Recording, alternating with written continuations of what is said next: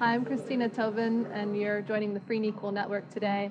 We have Jonny 5 and Brer Rabbit of Flobots with us here in Denver today. Thanks, guys, for joining. Yeah, absolutely. Pleasure. Gosh, we're here at Youth on Record. First of all, Flobots. I want to get a background of what is Flobots? What have you guys done? We're right now at a nonprofit here at Youth on Records. I'd love to hear a little bit more about your background and what you're doing today. Yeah, so Flobots is a band. We started here in Denver in 2005, and we're a hip hop band, a live hip hop band, and we also have always believed that music is a powerful vessel and tool for social transformation, and so we've been looking for all sorts of ways to do that. And one of the ways early on that we looked at doing that was how can young people in schools and treatment facilities utilize music as a tool for personal transformation, and that vision attracted a lot of people, a lot of local musicians, local activists, organizers, and people came together and kind of elevated that vision into this on record, what you're seeing here today, this video. Absolutely, that was beautifully said. I was here actually last October. Free and Equal, we hosted a gubernatorial debate at Infinity Park in Glendale. And the Green Party presidential candidate, Jill Stein, held an event here. So I was like, wow, this is great, synergy. Right, yeah. So got to meet some of the kids back there, Daniel, who runs the show. You have a background in teaching, Yes. don't you? We both do. We both spend time in schools. And yeah, it's just, I think early on, that kind of exposure to how transformational the opportunity that education provides can be, and how, if you think about education and access to it as a social justice issue, it's a great place for activist intentions. And so for me, I felt like I really sharpened my teeth as an activist in the classroom, trying to cultivate young minds and give them questions to have them think for themselves and bring those questions back to their dinner tables and talking with their families and giving them tools for those type of things. And in many ways, like, that is the same philosophy that powers our music, and which helped create this organization as well. But yeah, it's all very linear for us. Mm-hmm.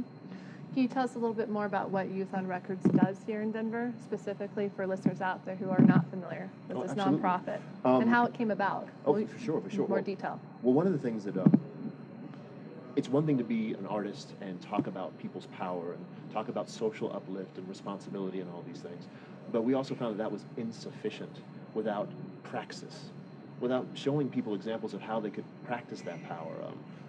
Creating a community where people could try things on and see what works and see what didn't work and really become more excellent change makers. And so we decided to create a nonprofit along with our band to to be able to live our lyrics. It's just not enough to just be up there on the soapbox and say the things. We wanted to have different ways of practicing it. And when we first started the organization under the name Flobots.org, we were working with the Denver Children's Home, which is a residential treatment facility. So that was the very first type of programming that we ever had. And at that point in time, all the band members were the staff, and we were the ones teaching the classes. And as time progressed, it just developed, and more people came, and then in this case, like, really talented, capable folks came and showed us the other ways to make this more and more effective. And then community leaders came in, and funders, and just the initial document grew into something that's very effective. Mm-hmm. And we couldn't be more proud. But we also feel so honored that the city responded in such a way to send their best and brightest to us, mm-hmm. To make this program what it is. Great. So Flobots, in the musical industry, some could say, I speak with Professor Griff Kavan Shaw, Public Enemy, quite regularly, learning a lot about the corruption in the music industry, dealing with maybe agencies, not all, but just some or maybe a lot. There needs to be some purification, it seems, within the music industry. But I love the fact that you guys, when Handlebars hit, was it back in 2000, when was that? 2008. Yeah. Okay, I wanted to say 8. What a change in life. You're telling me about how you were teaching. Next thing you know, you're going on tour and having to leave class 2 weeks early. You stayed independent in the sense of that, well, eventually you signed on to, which record was it again? It was Universal Republic. Right. But you stayed independent in the sense of keeping the lyrics the same. Can you tell us a little bit more about that, how you feel you kept that accountability, but yet getting that the message out? Yeah, so in 2007, we actually, we made an album called Fight with Tools. The album was very much about how music is our tool, but everyone has a tool with which they can change and transform the world around them. And we finished that album and released it here locally. So when we started getting a lot of national attention, we signed with Universal Republic, and they said, yeah, we just want to release the album exactly as it is. So the album that people got, Fight with Tools, was the same album that we'd already released. So we weren't. It was a major label. It wasn't. We weren't independent in that sense, but we were. Our megaphone, our content, everything we were saying, that was still us. And so, I think for us, it's always been not about like. I think it's fair to say purity is not something that we focus on, like some sort of a specific purity that is all about us and what our band is. It's more about the entire community. How are we able to make an impact? And in that situation, we thought if they're going to hand us a megaphone to keep saying what we're already saying, we'll take that megaphone and we'll use it. And that's what we did.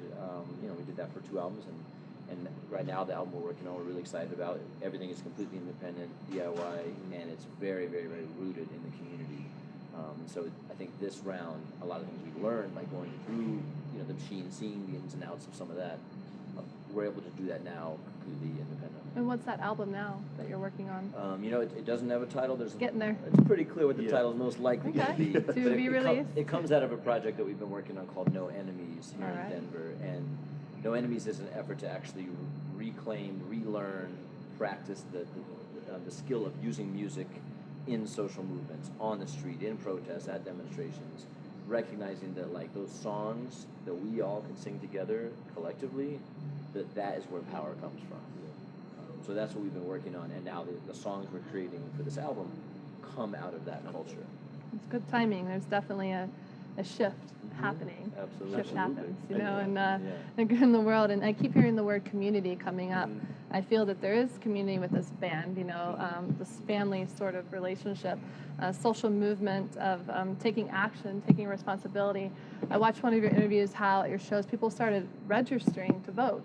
Can you tell me a bit more about that experience, like you're feeling again on community, people taking action, registering to vote, and so on? I kind of want to go in that direction. Well, that was one of the things when the band went national, we also wanted the nonprofit to go national. And we were looking at different ways. So we had our program that was happening in residential treatment facilities, but we were also working on another program that we were calling our street teams. Now, street teams usually for bands in the industry will like put posters up and harass different venues owners and things like that. We wanted our street teams to organize and use a curriculum for like Activist 101, like self-organizing principles, and that's what our street teams were doing. And then when it be an election cycle, one of the best ways for praxis is, okay, talk to our national coordinator. When we come into town, let us know. We'll put you on the guest list, and before the show, you all will be registering people to vote. And our national coordinator will be connecting you with some local person to give you the training to register folks to vote. Nice.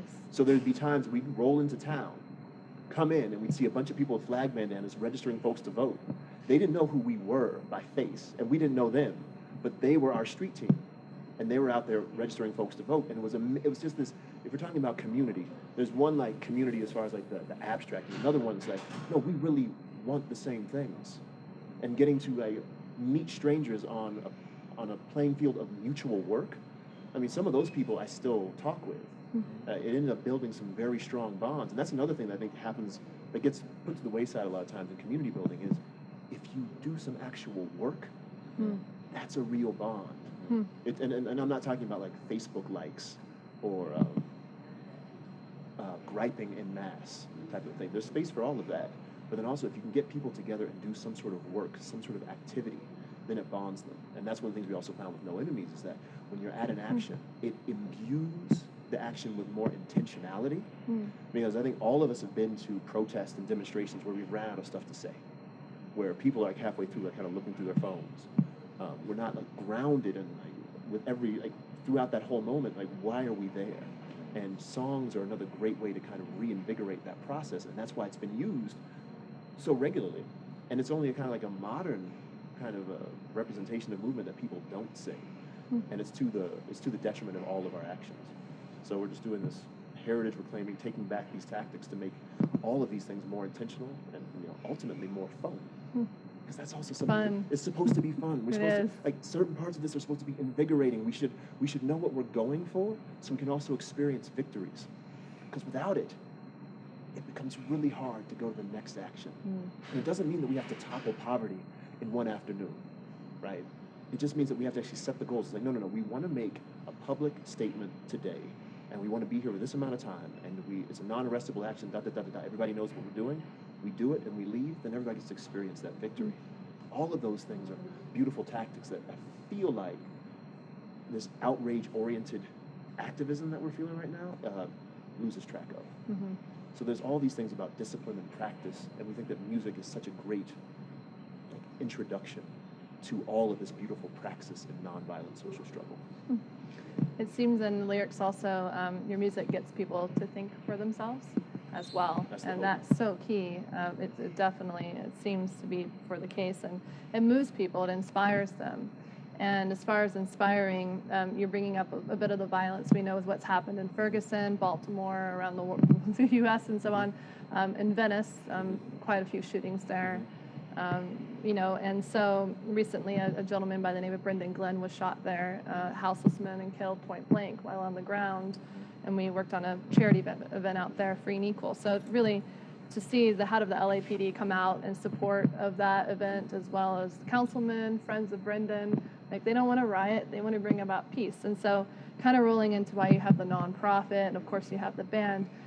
Before we got on camera, you mentioned that allows you to endorse candidates, right? That was pretty cool to hear. Like you guys you really see it. I think that you have the vision of what we need to do to help bring about solutions throughout our world. So in any case, I do foresee town halls rising, music is key, synergy coming together. Independent candidates I foresee rising in the future. It sounds like you guys would be open to endorsing some of those independent candidates, if you believe in them. If Accountable. Yeah, I mean, I think of course, nonprofits, whatever, they're nonprofits don't That's endorse separate. candidates. Yeah, Mm-hmm. the band, I think Like that's Free and something that we Equal. could do. We haven't before, and I think partly it's because I think there's a myth that people buy into that candidates. The political leadership that is where change comes from, and I think on a very basic level, we don't really believe that that's ultimately where change comes, and I think we want people to practice recognizing our own power as grassroots movements, because when the movement is successful, that changes the political landscape, and once the landscape has changed, then political candidates just go to adjust to that. Now, I think third parties are interesting because they can be the voice of these movements in different ways. And so you'll see that on all over the political spectrum, how people will gravitate towards these third parties and they can bring up issues for a while. Or even minor candidates within the major parties, like a Dennis Kucinich or Mike Gravel or some of these folks, or Ron Paul. They can bring up issues that are typically outside the conversation. But I think one reason we haven't endorsed candidates and gone in that direction is just because it puts the focus in the wrong place, and it confuses. It maintains the confusion about where power lies. Mm-hmm. Well, it seems like politics, heard in one interview, is they're not so popular. One of you said maybe because the politicians themselves are not so popular, right? So until we actually have people in the community, in the town halls that are asked by people to run for office, rather than those who are seeking, but that are asked by their community to run. Right. That is huge, because we're talking 470 races, guys, for Congress, Senate, 2016, and should a platform rise through music being key, indigenous leaders, put some humor in there, make it fun, spirituality, and so on, organizations, conscious businesses, whether it's Marley Coffee, Dr. Bronner's Magic Soaps, Native Roots, those sort of cool companies that practice what they preach, working with your nonprofit and so on, could be exciting. I personally haven't endorsed, but maybe I will. Free and Equal can't, so we're a nonprofit, so I feel you guys on that. It's it's not time yet, maybe. But I think also to what you're saying, though, is doing the work with a nonprofit, there are certain limitations. And there are certain advantages. And so for us, it's part of completing our activist document. I feel like we're not just going to critique the system, but we're also going to try to work within it to, in this case, specifically trying to help Denver's youth. So in that case, Youth on Record is part of our triaging effort. And then it frees up the band to just be a place of critique, of engagement, and it's unfiltered.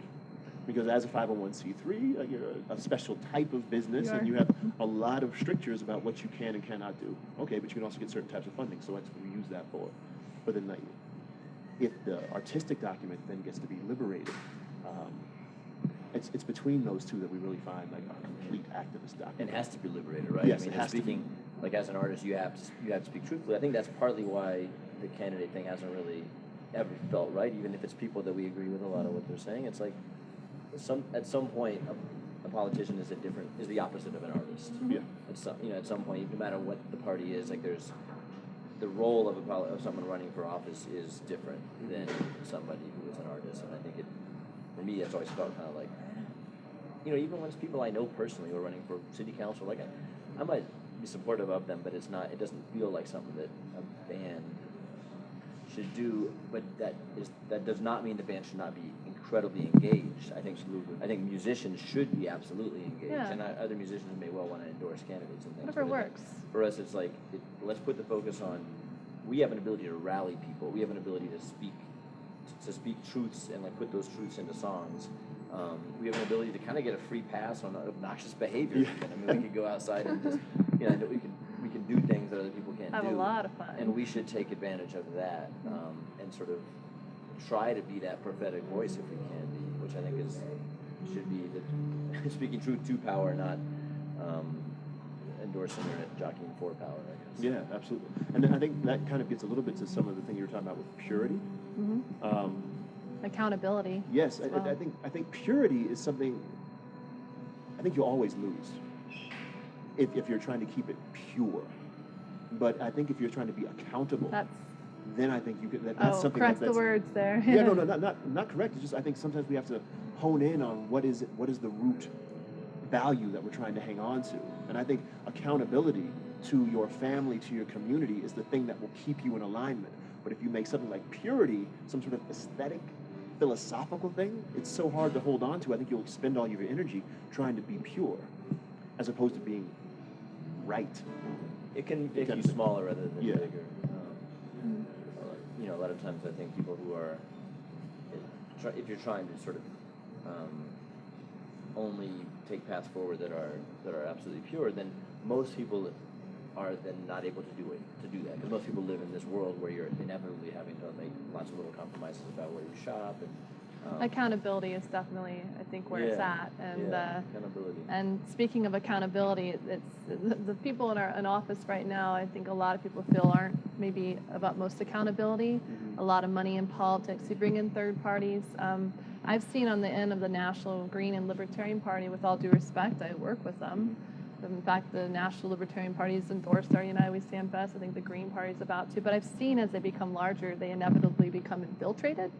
So sometimes I think, when you go back to the Constitution, it has no mention of parties, George Washington saying parties are most dreaded evil, and so on, I start thinking, the polls coming out in the Gallup that 42% of voters perceive themselves as independents, while only 25% Republican, 32% Democrat, and over 80%, maybe it's 60, somewhere, want to replace every member of Congress. I'm like, okay, now we need a platform to rise to start replacing these people in office with the kind of people from the town halls that are asked to run for office. But I think, and this might be slightly controversial, but I feel like America is such a pure representation of the democracy that we want.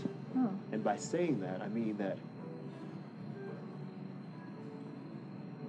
we don't hold ourselves accountable on a day-to-day basis. Americans are very afraid, in many ways more afraid now than they were 60 years ago. It's not. I think all of these things that are happening are also reflections of where our values and where we are right now, and that needs to change. Otherwise, we can't ask for accountability for a higher structure if we don't do it ourselves, and that's why we're trying to focus on how do people practice power? Because in practicing power, you're also accepting responsibility for your power. Instead of being in a situation of disempowerment, where then you can't take accountability for something because you don't think you have the power to do it in the first place. I want to quote you on that. Well, I just don't. It's well said. Well, that's one of the reasons why we're doing these things in these classrooms. Mm-hmm. We are. It's a disenfranchised mindset right now, and I don't think people have become are estranged from their experience of power, so that even something like voting doesn't necessarily seem like it's like you have the steering wheel to the nation. Nobody believes that. I think that's one of the reasons why so many people are independent and such, and asking for Congress to be switched out. Like, people are sitting in these situations of disempowerment. Even folks who are sitting at the top of the privilege matrix, like if something gets said to them that challenges that privilege, then a defensive powerlessness thing kind of comes up. I just don't think that we're dealing with people who are introduced to what does it mean to have a true democracy where people are empowered to shape their nation. And like a lot of times when we talk about the struggle, we have a mentor, and he was always talking about how it's the Southern Freedom Movement, but he said that the overall cause was to increase democracy in America. And I think that's needed more now than ever, because I do think that folks, like, their power is estranged from them. And I think a lot of it actually is not through some conspiracy, it's just that we are preoccupied and we're consuming. It's bread and circuses to such a high degree. It seems the system has intentionally made us apathetic, from the mainstream media to the corruption, the music industry, Hollywood, all these tools, going into the Commission on Presidential Debates, which is really, according to Ralph Nader, other fellow leaders like that, across the spectrum, is one of, if not the most powerful tool the system used to divide us. The Commission on Presidential Debates, as you know, every presidential election, they have just a Democratic, Republican candidate. It's it's run by the former chair of the Democratic and Republican parties.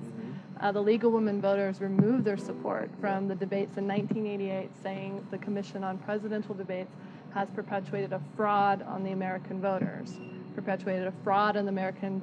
So you saw our debate, Free and Equal 2012. I don't know if you did, Jonny, 5, hosted by Larry King and myself. That was pretty cool. It was top 10 trending on Twitter. Change the national dialogue, having 4 candidates, hopefully have more in the future. Just want to get your thoughts on supporting opening up the debates. So let me ask you, that was Larry King. You somehow got into the mainstream media somehow, and I think that piece is important to realize that within any system, it's made up of people, right? So like the media is made up of people, political systems are made up of people, police departments made up of people. Actually, mainstream blacked us out. Larry broke away from okay, I didn't know that. So how, it was more tell us about international. International covered us. Al Jazeera, RT America, C-SPAN did it. But I'm also noticing it's a blackout. And so. Right, so good for you to know. Yeah, thank you. I appreciate that. Jimmy Kimmel covered it, made fun of us. It's a good thing. Okay. That's what Jimmy does. Thanks, Jimmy. Right. Just, I guess my point is just that there's systems that have kind of marching orders and people to follow them, and people to break them, and people who are whistleblowers within that, and I think so. Like, I guess just I find it important, and I think this comes from a band that was on a major label and then had songs on Clear Channel stations. That people saw as very political music, to just never let go of possibilities for transformations happening through all routes, cracks in the systems to kind of grow fissures and grow bigger. And so I think that can happen in any number of directions. I think there can be great value to third-party candidates. When I was living in Rhode Island, I worked on a campaign of a 22-year-old Green Party candidate. Providence was absolutely all Democrat, which meant it was very conservative Democrats in city council and in state government. And we ran this little campaign and registered college students in our district where my college was, and we elected this 22-year-old guy, first Green Party city council person ever in the state. That felt very transformative in that situation. In other situations, I think supporting a Democrat would be helpful if it's the right person in the right race. But I think it's all about being strategic and looking at the bigger picture. And so I think, I don't know. So that's okay though. Like, what are your thoughts? We'll broaden it beyond the debates, but the ballot access would take a certain amount of signatures for candidates to go on the ballot. Are the voting machines honest? Gerrymandering? We have no alternative voting methods. I mean, it's like a one vote. Proportional representation, over 60 countries have it, which means if 3% of the people vote for 3%, these candidates, they get 3% of the representation, party or no party. Well, and these just would love to get your feeling on the support behind these concepts as solutions. Yeah, honestly, I think these are solutions that you are the expert. Like you and Free and Equal, you all are working on these issues, and so you all know what the... Because I know people who are experts Well, on these topics, and we'll learn together. We can't rattle them off the way you could just rattle it. And that, Fair enough. you know, I think you would be able to point people into the direction that's needed. I think, well, our job is to make sure that the kind of the power exists for people to then push for those. I mean, you know, I have a lot of friends who live in New York City and look to the Working Families Party as a way that you can both build power while you're not having to face the kind of the like quintessential trap of what if we do this third party and it ends up with the ultra right being elected. Well, they've found ways around that. So Working Families Party is a good example. But our role is to rally folks to recognize their power, and then there's any number of sets of issues that people choose, ways in which people exercise that power. And I think this is one of them, is looking at how to create a more democratic democracy. And something a long time ago,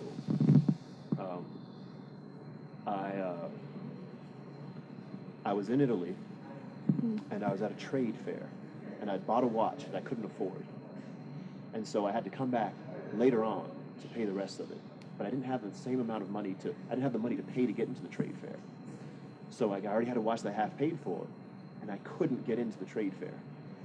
Now, the trade fair took place in this gigantic old castle. And because it was a huge castle, I was able to break in. Because the gate was so massive, there's all these different cracks and different places I could get into. If it was in a building like this, it would have been very difficult to break into. But because the system was so gargantuan, there were many different opportunities that I could exploit. And I feel like in the same way, when something gets to be that large, it just takes you have to find certain leverage points, because there's so many opportunities to crack it open.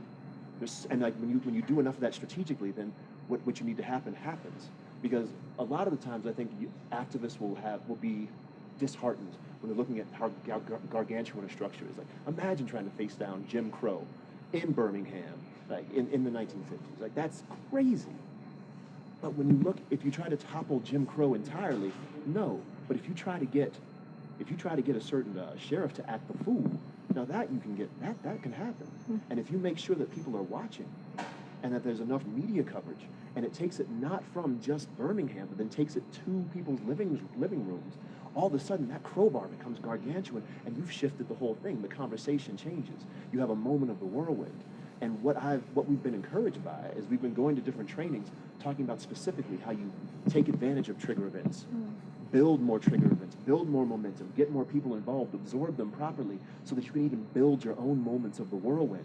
And with that, shift the conversation, polarize the nation, but get more people shifted from a passive stance to an active supporting stance. And when you do that kind of thing, as like Erica Chenoweth's research shows, stuff changes. Things will change if the people shift, and not even a huge amount of them. What is it? Is it when? Wait. Is it 3.7% of a population is actively involved? You can topple violent dictatorships. And that's why we are trying to use our music as a megaphone. We're trying to, and then also in the same process, try to do trainings, trying to not just rhetorically introduce people to their power, but then actually have true trainings where people can practice it, set up tactics, come up with ideas, and then implement them, and then test them and evaluate them to see their effectiveness. When you have that kind of activism, it builds momentum. And the other thing about this is that one of the things we love is that this is not, it's not an unproven thing. There's tons of research. There's been so much scholarship. As a matter of fact, presidential candidates are now using all of these techniques from like Marshall Gantz to organize people around them. Like, remember when Obama was first elected? He was using all of these grassroots, nonviolent organizing techniques taken from labor movement and taken from like momentum movement and using it very effectively. There's all these tools out there for us to use these things to have people practice their power, introduce it, and then really reinvigorate the whole democratic process. And so I'll go back to Jamie. I think you all have, the different maybe points of vulnerability.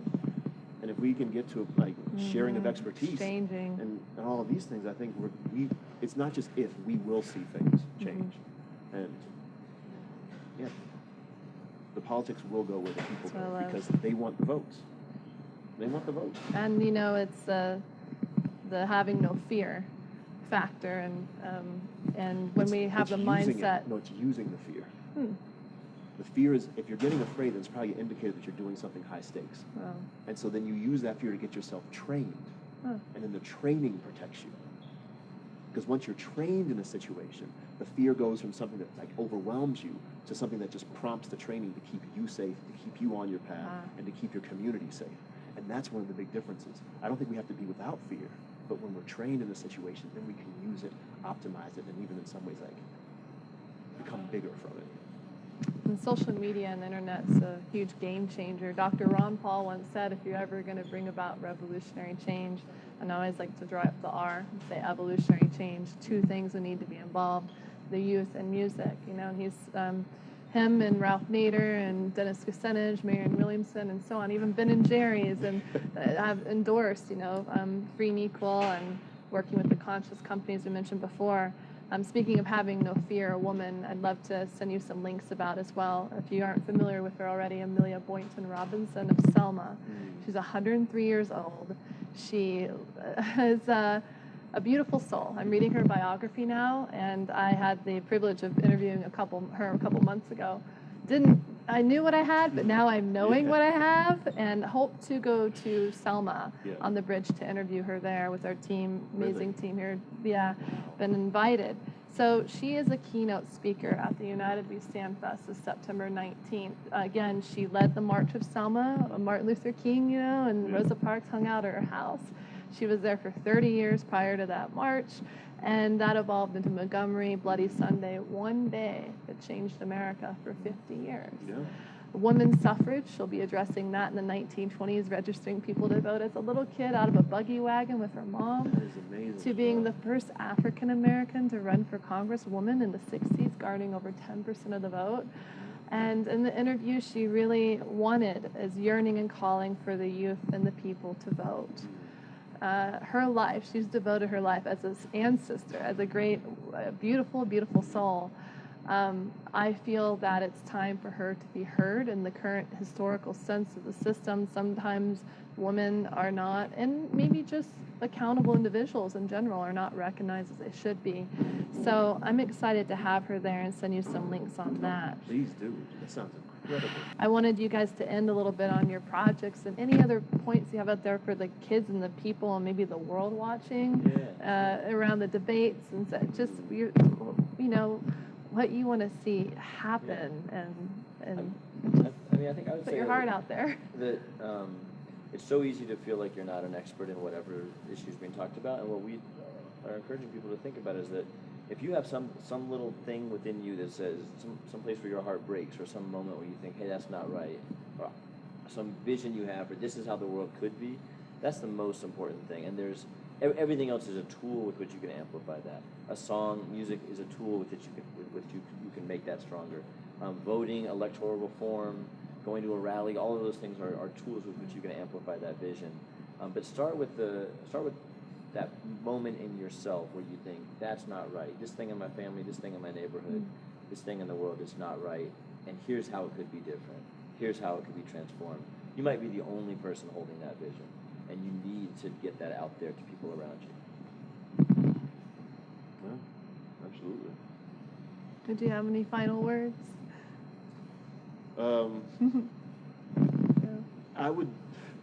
One of the things I find disheartening about the debates, with the exception of the one that y'all had, is that people aren't talking about anything. And you could have a high schooler from a debate team come up and shred almost anybody, because all you hear are the logical fallacies, straw man, ad populum, you know, like false equivalency, reductio ad absurdum. Like, that's all that they are. They're not saying anything. And what's so frustrating is, if I were to turn on ESPN, that's where you find the highest level of informed discourse in this country, is on those freaking sports shows. Because if one person says like a fact wrong, like, oh no, I'm sorry, no, back in high school, actually her serve record was this, and everybody knows exhaustively the lives of all of these professional athletes, and everybody has all of the facts, so the conversations are at this very high level, where like the facts aren't even being debated. It is the extrapolation and the predicting of the future from those facts that people debate. And then people even remember what folks said. But we don't even remember our Congress people's like voting records. people can run on platforms that are the exact opposite of what they did, and it's not remembered. And this is one of those things where I can't get past just griping about it, because I don't know necessarily how we refocus, like being able to keep track and give a damn about what people say they're doing in order to even be able to hold them accountable, because we're not asking them to, and we don't have the knowledge is right there, but people aren't accessing it. And so when these debates happen, they're not talking about anything. They're just kind of skirting around any type of issue most of the time. And it's frustrating, because it would be amazing to see actual substantive debates around those issues of which you could make a decision about, as opposed to just dancing in between the taglines that you said in the months previous, which is what it is. So that's why we got Free and Equal. Yep. I feel that, it's a service. It is. The mentors I've been around, from the civil rights movement to indigenous leaders and so on, I'm learning that this is really truly a service, this movement. And to answer your question, there is a solution. The heart of free and equal elections, the power is in this phone, right? This phone of ours here. And imagine while on stage, we're teaching the people to go on their phone and look at what we're in the first phase of building our election assistant app, which will list every single candidate running for office, DR, third-party independent, targeting the congressional races in 16, because mainstream media leads us to believe presidential is the most important race. It is not. It's a congressional race. It's only 470 seats. So imagine going on and clicking on online debates. We have what's called the internet. We can do debates on Skype easily. And to how much money is in the campaign social media. We're having people submit questions that they would want these congressional candidates, eventually all races local, but we have to start somewhere with our manpower. Hey, how do you register to vote? Go and rock the vote, or become informed about different experts from the electoral arena to the food industry, to the marijuana, to hemp, and so on. So definitely this is our power out there, I feel, and I'm super excited to get to know you guys, Flobots. Do you have a website as well? Of course, Flobots.com. There was no other option but to do this, and my conscience didn't allow me to go in any other direction. And I have put my heart, soul, 7 years, really 15 years at this now, into building this movement. So, accountable movement. Thank you guys and the team out there, you guys. And so you're joining the Free and Equal Network today here in Denver with Flobots. Thanks, Guy and guys, and have a beautiful day. Lots of love to all of you out there. Peace.